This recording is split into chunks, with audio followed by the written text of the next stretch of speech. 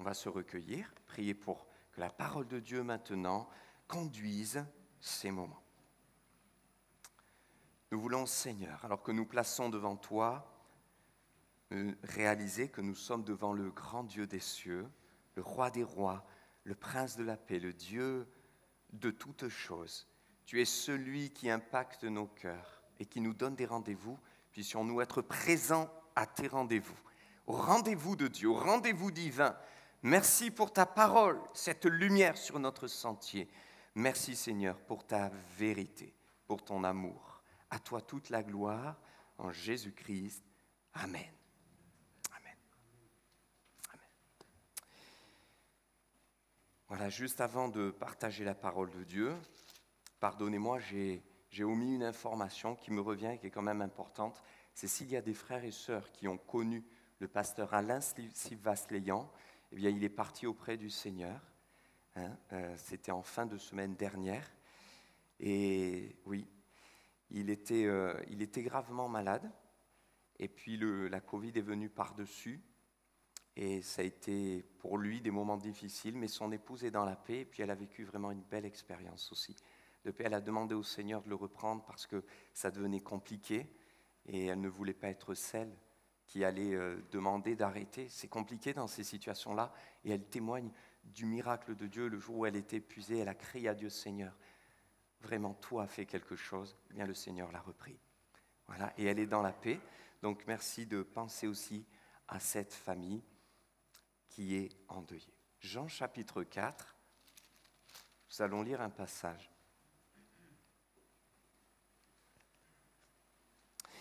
Elle était malheureuse, mais courageuse. Elle était brisée par la vie, pleine de douleurs. Elle avait essuyé beaucoup d'échecs. Certainement, elle se sous-estimait. Elle essayait de rester seule. Elle ne voulait voir personne. Elle était plutôt isolée, malheureuse, mais courageuse.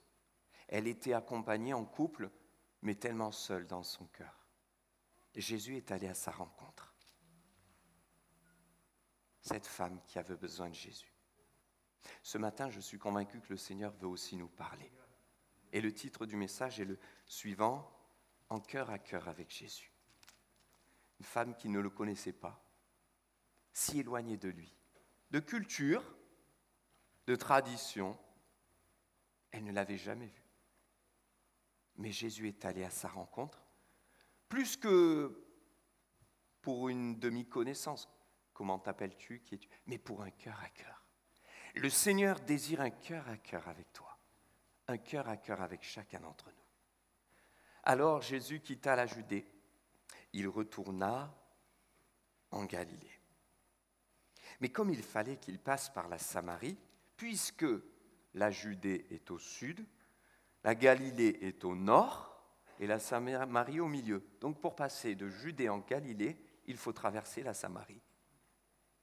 Donc il fallait qu'il passe par la Samarie. Alors il arriva dans une ville de Samarie nommée Sychar, près du champ que Jacob avait donné à Joseph son fils. Là se trouvait le puits de Jacob. Jésus, fatigué du voyage, était assis au bord du puits. C'était environ la 6e heure, c'est-à-dire midi. Une femme de Samarie vint puiser de l'eau. Et Jésus lui dit, « Donne-moi à boire », car ses disciples étaient allés à la ville pour acheter des vivres. La femme samaritaine lui dit, « Comment toi, qui es juif, me demandes-tu à boire à moi qui suis une femme samaritaine ?» Les Juifs, en effet, n'ont pas de relation avec les Samaritains. Jésus lui répondit, « Si tu connaissais le don de Dieu, et qui est celui qui te dit, donne-moi à boire, tu lui aurais toi-même demandé à boire, et il t'aurait donné de l'eau vive. Seigneur, lui dit la femme, tu n'as rien pour puiser, et le puits est profond, mais d'où aurais-tu donc cette eau vive ? Es-tu plus grand que notre père Jacob, qui nous a donné ce puits, et qui en a bu lui-même, ainsi que ses fils et ses troupeaux ? Et Jésus répondit, quiconque boit de cette eau aura encore soif, mais celui qui boira de l'eau que je lui donnerai n'aura jamais soif. Et l'eau que je lui donnerai deviendra en lui une source d'eau qui jaillira jusque dans la vie éternelle. La femme lui dit, « Seigneur, donne-moi cette eau, afin que je n'ai plus soif et que je ne vienne plus puiser ici. » « Va, lui dit Jésus, appelle ton mari et viens ici. » La femme répondit, « Mais je n'ai point de mari. » Jésus lui dit, « Tu as eu raison de dire je n'ai point de mari, car tu as eu 5 maris. et celui que tu as maintenant n'est pas ton mari.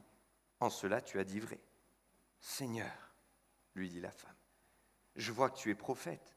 Nos pères ont adoré sur cette montagne, et vous dites, vous, que le Dieu où il faut adorer est à Jérusalem. » « Femme, lui dit Jésus, crois-moi, l'heure vient où ce ne sera ni sur cette montagne, ni à Jérusalem que vous adorerez le Père. Vous adorez ce que vous ne connaissez pas. Nous adorons ce que nous connaissons, car le salut vient des Juifs. Mais l'heure vient, et elle est déjà venue, où les vrais adorateurs adoreront le Père en esprit et en vérité. Car ce sont là les adorateurs que le Père demande. Dieu est esprit, et il faut que ceux qui l'adorent en esprit et en vérité. La femme lui dit, « Je sais que le Messie doit venir, celui qu'on appelle Christ. Quand il sera venu, il nous annoncera toutes choses. » Et Jésus lui dit, « Je le suis, moi qui te parle. » Là-dessus arrivèrent ses disciples qui furent étonnés de ce qu'il parlait avec une femme. Toutefois, aucun ne dit, « Que demandes-tu ou de quoi parles-tu avec elle ?» Alors, la femme ayant laissé sa cruche, s'en alla dans la ville et dit aux gens, « Venez voir un homme qui m'a dit tout ce que j'ai fait. Ne serait-ce point le Christ ?» Et ils sortirent de la ville et ils vinrent vers lui. Pendant ce temps, les disciples le pressaient de manger, disant, « Rabbi, mange !»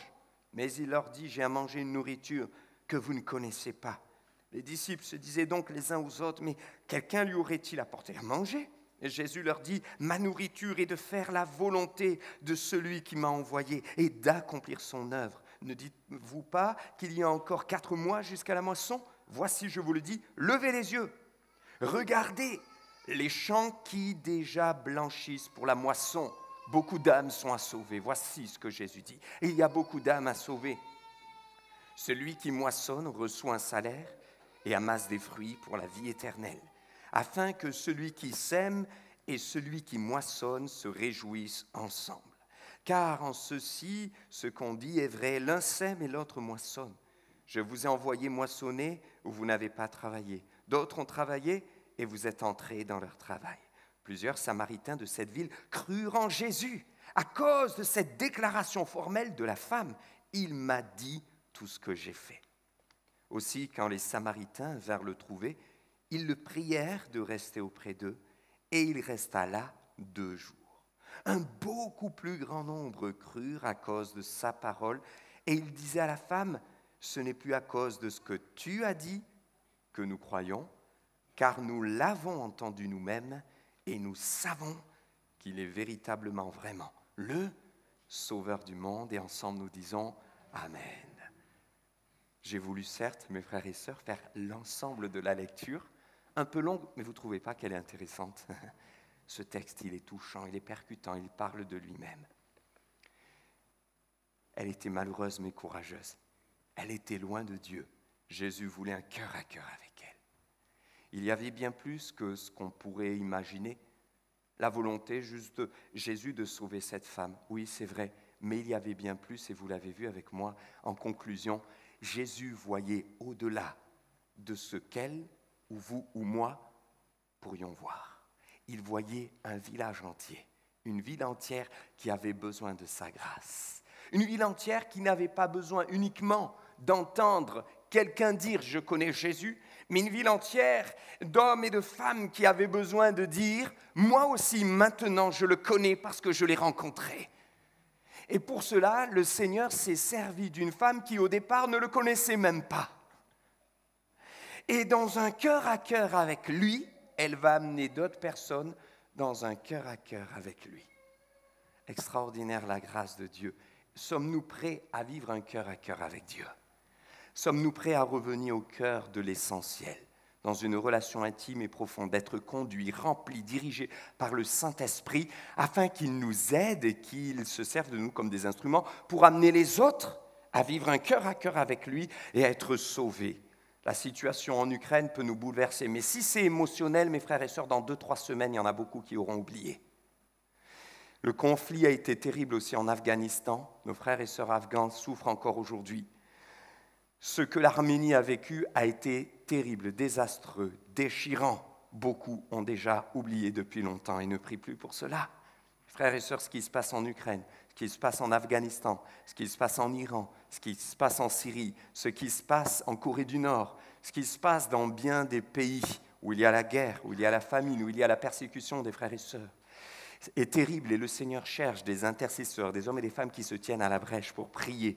Il cherche des hommes et des femmes qui comprennent aussi que le temps est proche, qu'il faut racheter le temps afin que d'autres personnes autour de nous et déjà là où il nous a placés, à Aix-en-Provence, soient sauvées et que nous soutenions les ministères, les missionnaires au dehors et que nous soyons des missionnaires ici, là où il nous a placés. Mais pour cela, Dieu a besoin de cœur. Dieu a besoin de cœurs touchés, mes frères et sœurs, comme cette femme qui a vécu un cœur à cœur, qui a été bouleversée dans sa vie et qui est devenue un instrument puissant comme l'une des plus grands évangélistes de tous les temps. Amen. Même si ça dérange, je dis Amen. Parce que le Seigneur s'est servi de cette femme. Et je peux vous dire que Dieu peut se servir d'un enfant. Dieu peut se servir d'un adolescent. Dieu peut se servir d'une personne qui se dit « je suis trop âgé, qu'est-ce que je peux faire ?» Mais le Seigneur voit ton cœur, tes prières, ta consécration, ta foi, ton témoignage, le modèle que tu es. Tu brilles d'une lumière que tu ne vois pas. Tu distilles le sel, car le sel donne la saveur. Les autres toi, tu ne le vois pas, mais les autres le sentent. Et c'est pour ça que tu attires les autres comme le miel attire les abeilles. Et tu brilles et tu es un instrument entre les mains de Dieu. Oui, le Seigneur peut se servir de toi. Le Seigneur veut se servir de nous. Revenons à l'essentiel. Jésus vient bientôt, mes frères et sœurs. Jésus vient bientôt, mon confort, mes besoins personnels, certes ils sont là, mais ils sont secondaires. Seigneur, aide-moi à me dépouiller, à venir dans ta présence, à crucifier ma chair, afin que l'Esprit vive totalement en moi, qu'il ait sa pleine mesure, qu'il soit libre de m'inonder, de m'immerger, de me remplir, de se saisir de moi, afin que là où je suis, je puisse être un missionnaire, un envoyé de Dieu. Que les sentiments qui étaient en Christ soient en moi. Et quand il faut donner, je donnerai. Quand il faut être généreux, je serai généreux. Quand il faut me lever, je me lèverai. Quand il faudra ouvrir la maison pour être hospitalier, je le ferai, car Dieu donne aussi le don de l'hospitalité. Mais je ne le ferai pas juste une fois parce que le pasteur l'aura dit, car ça ne sera pas émotionnel, mais ce sera spirituel. Ça ne sera pas émotionnel parce qu'un homme me l'a dit, ce sera spirituel parce que Dieu me l'aura dit. Ce sera spirituel parce que Dieu me l'aura dit, car si Dieu me le dit, c'est que j'ai eu un cœur à cœur avec Jésus. Cette femme a eu un cœur à cœur avec le Seigneur. Le Seigneur nous appelle, sommes-nous disponibles? Peut-être que spirituellement, mon téléphone est souvent sur répondeur quand Dieu m'appelle. Ou alors je vois, et peut-être certains réagissent comme ça, et suivant la personne qu'ils voient, dit « Oh, je répondrai plus tard. » Oh, c'est vrai. Le Seigneur m'envoie un message, c'est pas grave. Une prédication, un message, un don spirituel, une prière. Oui, Dieu t'appelle, mais laisses-tu le téléphone sonner? Téléphone spirituel, hein? Ou est-ce que nous sommes prêts à répondre, à dire « Me voici, Seigneur. Me voici, tu m'appelles à un cœur à cœur. » Cette femme était là, malheureuse, mais courageuse. Certainement jugée par les autres. D'ailleurs, elle est venue là, ce jour-là, à cette heure-là, à cet endroit, pour être seule et être sûre que personne ne viendra l'embêter. Elle fuyait le regard des autres. Elle était certainement jugée.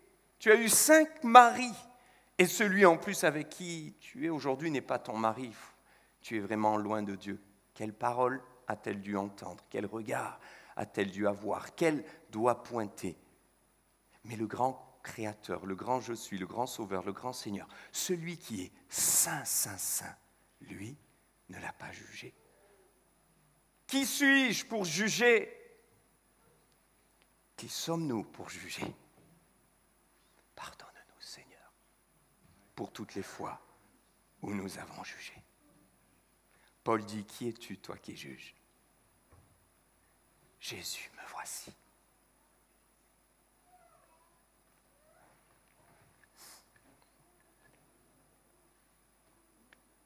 Ah, s'il vous plaît, la tablette appartient à qui? Merci. Cette femme est un endroit précis. Et vous avez vu comment ce texte commence? Il fallait que Jésus passe par là.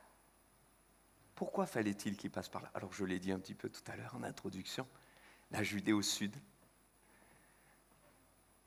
j'allais dire Paris au nord, la Galilée au nord, au milieu la Samarie. D'accord? C'est vrai, il fallait qu'il passe par là. Alors, si nous devons aller de Aix-en-Provence, admettons, au nord, allez, on va dire à Avignon, d'accord? Par quelle ville allons-nous passer? Aidez-moi. Salon de Provence, par exemple? Bon, d'accord, prenons Salon. Mais imaginez-vous maintenant que quelqu'un de votre famille vous donne rendez-vous à Salon de Provence. Je te donne rendez-vous à Salon de Provence. Qu'allez-vous dire? Un lieu de rendez-vous. Oui, d'accord, Salon, mais où? Voyez où je veux venir? Il faut quand même que ce soit précis. Or, Jésus donc a traversé la Samarie. Mais la Samarie, c'est très étendu, extrêmement étendu. Ce sont des dizaines de kilomètres de superficie. Donc si Jésus devait passer par la Samarie, il aurait pu passer par autre part que par cette ville de Sichar. Et la preuve, c'est que finalement, quand on regarde dans la tradition juive, justement, les Juifs ne passaient pas souvent ici par le puits de Sichar. Pourquoi? Parce qu'ils considéraient que c'était plutôt un haut lieu d'idolâtrie. Alors ils se débrouillaient pour contourner, justement, et passer par d'autres endroits. Mais lui, Jésus, il fallait qu'il passe par là. Pourquoi la Bible nous dit il fallait? Pourquoi l'évangéliste Jean nous dit il fallait? Parce qu'il voulait rencontrer cette femme. Parce qu'il voulait un cœur à cœur avec elle. La preuve, c'est que Jésus n'a pas été et n'est pas resté dans le très général, le très flou. La parole nous dit qu'il devait passer par la Samarie, mais il a choisi la ville de Sichar, il a choisi le champ qui avait été donné à Jacob, il a choisi ce puits. C'est très précis. Il est venu là parce qu'il voulait la rencontrer. Le Seigneur veut te rencontrer. Il n'y a pas de hasard. Ce matin, le Seigneur t'a donné un rendez-vous. Et le Seigneur veut nous donner des rendez-vous cœur à cœur, à la maison, pour que nous vivions de puissantes bénédictions. Parfois on dit, pasteur, priez pour moi, je veux être délivré de tels sentiments de colère. Pasteur, il faut prier pour moi parce que je passe par telle situation. Pasteur, priez pour moi car je veux être baptisé du Saint-Esprit. Pasteur, Église, faites prier l'Église pour que nous puissions aller de l'avant. Mais le Seigneur voudrait te renvoyer la question. Toi, prie. Toi, je t'appelle. Tu veux être béni? Viens en cœur à cœur avec Dieu. Et si dans le lieu secret, vous prenez ce temps, vous-même, en ouvrant vos cœurs, en disant « Me voici », le Seigneur vous fera vivre ces ondées divines. Il vous touchera, il vous bouleversera, il vous délivrera. Mais il nous attend là, à genoux, dans ce cœur à cœur. Cette femme avait finalement, sans le savoir, un rendez-vous. Alors Jésus y arrive, il est midi. Il laisse partir ses disciples pour acheter des vivres. Jésus fait exprès, afin de se retrouver seul avec elle. Jésus permet toutes les circonstances afin qu'on puisse avoir un cœur à cœur avec lui. Il savait qu'à cette heure-là, en laissant partir les disciples, c'était très bien. Comme ça, là, il pourrait lui parler, engager la conversation et aller au-delà du regard des autres. Là, nous sommes enfin deux, nous sommes enfin toi et moi, nous sommes enfin face à face, cœur à cœur. Mes frères et sœurs, notre relation avec Dieu ne peut pas se limiter à des moments où nous parlons à Dieu, où nous chantons à Dieu en public. Sinon, ce ne sera jamais une relation cœur à cœur. Pouvez-vous dire que vous connaissez quelqu'un que vous n'avez jamais vu qu'en public? Quelqu'un que vous connaissez personnellement, intimement, c'est quelqu'un que vous pouvez voir en public, mais à qui vous parlez en privé. Là, il y avait des disciples. Jésus voulait lui parler en cœur à cœur et il savait que si les disciples étaient là, elle n'allait pas s'ouvrir. Il n'allait pas pouvoir avoir cette rencontre, cette discussion profonde qui allait bouleverser sa vie, l'amener à réfléchir et ensuite devenir un témoin et une puissante témoin pour Jésus-Christ. Le Seigneur t'invite à un cœur à cœur, seul à seul, dans ta chambre, loin des regards, loin des bruits Et ce n'est pas que dans le rassemblement que Dieu t'appelle. Le réveil viendra de nous. Le réveil, ce n'est pas simplement envoie le réveil. C'est aide-moi, Seigneur, à me tenir à genoux dans la prière. Aide-moi à avoir des temps de cœur à cœur et de communion avec toi pour que tu réveilles mon âme, pour que tu réveilles ma consécration, pour que tu réveilles mon amour, pour que tu réveilles ma sanctification, pour que tu me réveilles dans mon élan, que tu me réveilles dans ma foi, pour que tu me réveilles dans mon espérance, pour que tu me réveilles dans mon amour pour la parole, que tu me réveilles dans mon amour pour les autres, pour que tu me réveilles dans mon amour pour ma famille, pour que tu me réveilles dans mon amour pour ceux qui ne te connaissent pas. Mais ça commence là, dans un cœur à cœur. Le Seigneur t'appelle, le Seigneur nous appelle. Sommes-nous prêts à répondre enfin? Vous savez, quand il y en a un seul qui appelle, si l'autre ne répond pas, il ne peut pas y avoir de communion, ni de communication. Cette femme vient à ce puits, elle vient prendre de l'eau. En fait, cette eau ne lui permet que de survivre. Sa vie est tellement terrible, elle souffre, elle est lasse, plus de sens à son existence. Et c'est extraordinaire, Jésus vient à elle parce qu'il sait qu'elle est là. Et le Seigneur veut quoi? Il ne veut pas qu'elle survive, il veut qu'elle vive. Ce matin, Dieu te dit, je ne veux pas que tu survives, je veux que tu vives. Et pour cela, il est venu de loin. Jésus était venu de loin, la Judée, la Samarie. Il a traversé quasiment tout un chemin et parcouru 40 kilomètres. Jésus était un sportif, Jésus était un marcheur. 40 kilomètres à pied, faites-le, vous verrez. Et le Seigneur n'a pas eu peur de faire tout ce chemin pour aller chercher une âme, une femme qui avait besoin de lui. Il est venu vraiment de loin. J'aimerais vous dire que Jésus est venu de loin. Du ciel de gloire où il était dans la sainteté, adoré par les anges. Il est descendu sur la terre des vivants, des hommes qui vivaient et gisaient sous la puissance du péché, afin de nous en délivrer. Il est venu du ciel de gloire sur la terre de misère. Il est venu de loin pour nous chercher très loin. Dans notre misère, notre bassesse, notre péché, notre souffrance, nos douleurs. Cette femme l'a expérimenté d'une manière puissante, elle qui se sentait mal, pécheresse, misérable, malheureuse. Et le grand Messie vient à sa rencontre, elle va le découvrir. Mais je crois qu'on pourrait tous s'identifier. Personne ne pourrait dire, mais moi je suis meilleur que cette femme. Moi, je n'ai pas eu 5 conjoints, celui avec qui je suis, ce n'est pas, en plus on n'est pas mariés. Non, moi c'est loin de cette situation, mais mes frères et sœurs, ne jugeons pas. Devant Dieu, nous sommes tous pécheurs, tous sont péchés, sont privés de la gloire de Dieu. C'est ça par sa grâce que nous sommes à lui. Et Jésus est venu de si loin pour nous chercher très loin, mes frères et sœurs, très très loin. Il y a un frère qui était mécanicien, qui donnait ce témoignage. J'étais dans mon atelier de mécanique.